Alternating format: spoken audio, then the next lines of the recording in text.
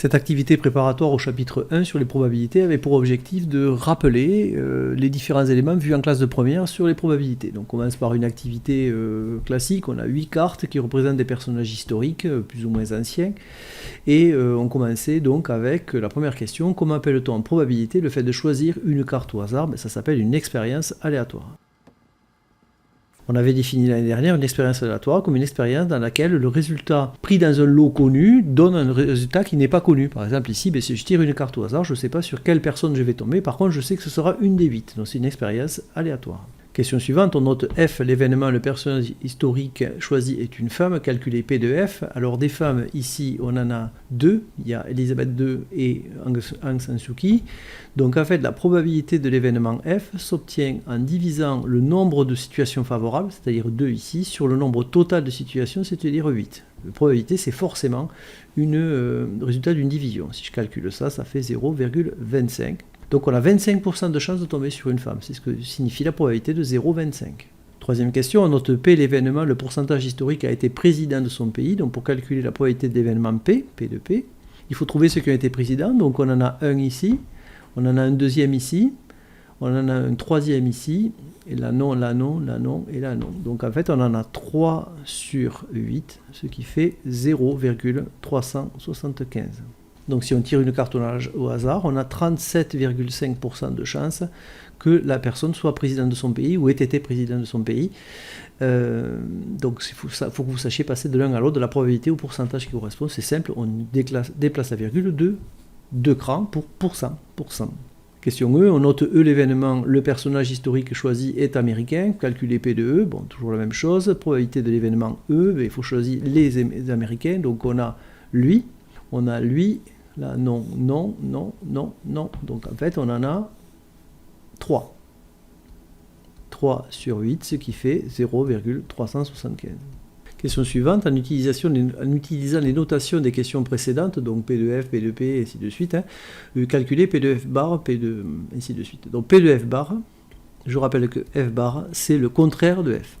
Donc en fait, si F c'est les femmes, F bar c'est ceux qui ne sont pas les femmes, donc en fait les 6 hommes qui sont là, donc il y en a 6 sur 8, ce qui fait 0,75.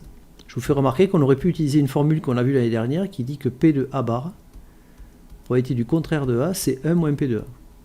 Donc ici, P de F bar, on aurait pu dire que c'était 1 moins P de F. Et comme on avait calculé P de F ici, 0,25, donc 1 moins 0,25, on serait tombé sur 0,75, comme on a calculé en faisant la division. On continue avec P de E inter P. Alors E, si on suit la notation, c'était les Américains, et P, c'était les présidents. Donc en fait, P de E inter P, on cherche les personnes qui sont à la fois, en même temps, américains et présidents de leur pays. Donc on a eu Washington qui a été président américain et Barack Obama. On ne prendra pas Neil Armstrong parce que lui, il est américain mais il n'a pas été président. Et on ne prendra pas ceux qui ont été présidents, mais, comme Nelson Mandela, mais qui n'ont pas été américains. Donc en fait, il y en a 2 sur 8, ce qui fait 0,25. Dernière question, P de E union F. Alors là, c'est une réunion, donc ce n'est pas une intersection. Alors, je rappelle que ça, c'est inter dans ce domaine-là, et ça, c'est union. Donc là, c'est union, il faut réunir eux, c'est-à-dire tous les Américains et toutes les femmes. Donc en fait, il faut mettre tous les Américains hommes ou femmes et toutes les femmes américaines ou pas. Donc en fait, on va se retrouver avec lui, on va se retrouver avec lui, donc les 3 Américains et les 2 femmes. Donc en fait, ça fait 5 sur 8, ce qui fait 0,625. Dernière question, les événements P et F sont-ils disjoints? Alors P et F, P c'était les présidents et F les femmes. Est-ce qu'il y a des gens qui sont à la fois dans cette liste des présidents et des femmes? Il n'y en a pas, donc la probabilité de l'intersection des deux est égale à 0. Autrement dit, ils sont bien disjoints.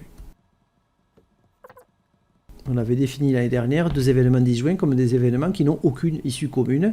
Ici, il n'y a pas d'issue commune, c'est-à-dire il n'y a pas de personne qui soit dans cette liste à la fois président et de son pays et femme. Alors on passe à l'activité 2, ce qu'on appelle un tableau croisé, et on va passer sur les calculs de probabilité donc dans un tableau et aussi de probabilité conditionnelle pour faire le tour des notions vues en classe de première. Donc dans le tableau ci-dessous sont regroupées les informations partielles sur la répartition des élèves d'une école de musique en fonction de l'instrument pratiqué, de la formule choisie. Donc certains pratiquent le piano, d'autres le violon, d'autres la guitare, certains en individuel et d'autres en cours collectif. Donc les noms des événements en fait sont notés ici, ils sont intuitifs par rapport aux noms proposés. Pour compléter le tableau, c'est assez facile, personne n'a de difficulté avec ça. Déjà ici, on peut totaliser tous ceux qui font la guitare, 28 et 32 ça fait 60 personnes. Et on peut déjà voir que tout ça ensemble, ça fait 120 élèves dans l'établissement. Pour trouver le nombre de pianos qu'il faut en collectif, s'il y en a 41 qui font du piano et 24 en individuel, là, il y a 41 moins 24, ce qui fait 17.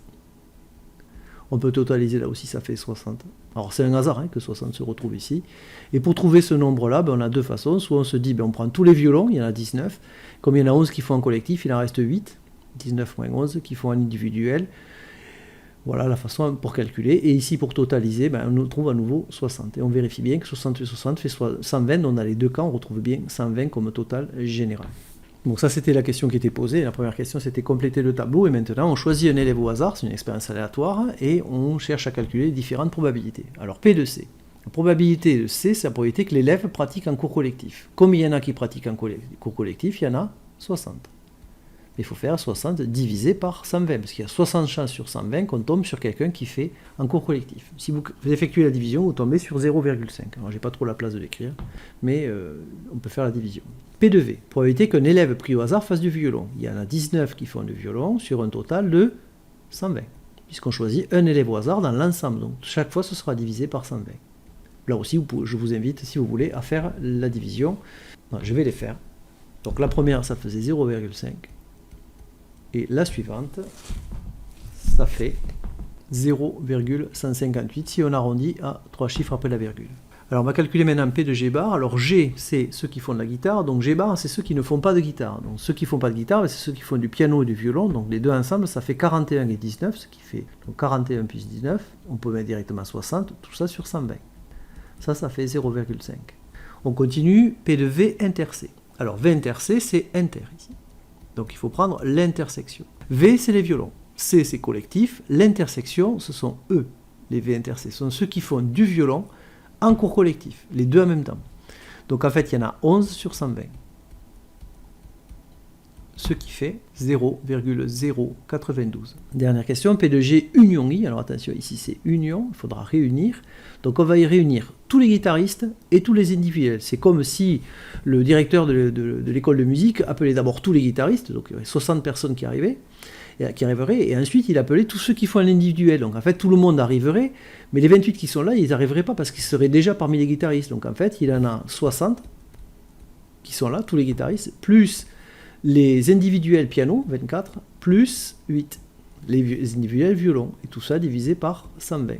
Alors tout ça ensemble, ça fait 92, donc ça fait 92 sur 120, ce qui fait 0,767.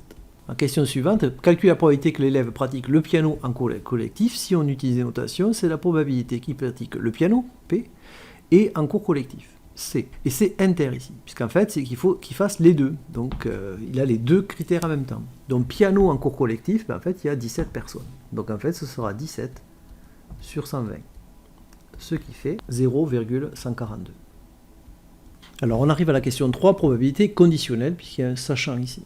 Donc, on a vu ça l'année dernière. Calculer la probabilité que l'élève pratique en cours collectif individuel, sachant qu'il a choisi la guitare. Donc, en fait, ceci va se noter de la manière suivante. C'est la probabilité qu'il pratique en individuel, donc P de I, sachant la guitare, donc on met sachant G. Pour faire ça, puisqu'on sait qu'il a choisi la guitare, ça veut dire que dans un premier temps, nous ne regardons que les élèves qui font de la guitare. Donc on ne regarde plus le reste du tableau, on ne peut travailler que sur cette colonne. Et donc le total, ce sera sur 60. Et là, on cherche ceux qui sont en individuel. Donc ceux qui sont en individuel, il y en a 28. Donc la probabilité cherchée, c'est 28 sur 60, ce qui fait 0,467, approximativement. La question suivante, décrire avec des mots la probabilité suivante, puis calculer cette probabilité. Alors, P, C, V, en fait, ça se lit comme ça. Dans un premier temps, on ne regarde pas la lettre C, on lirait P de V.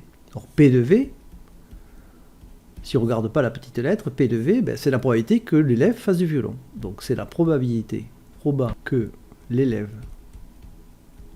pratique le violon, sachant le petit c. Et le petit c, c'est collectif. Sachant que c'est en cours collectif.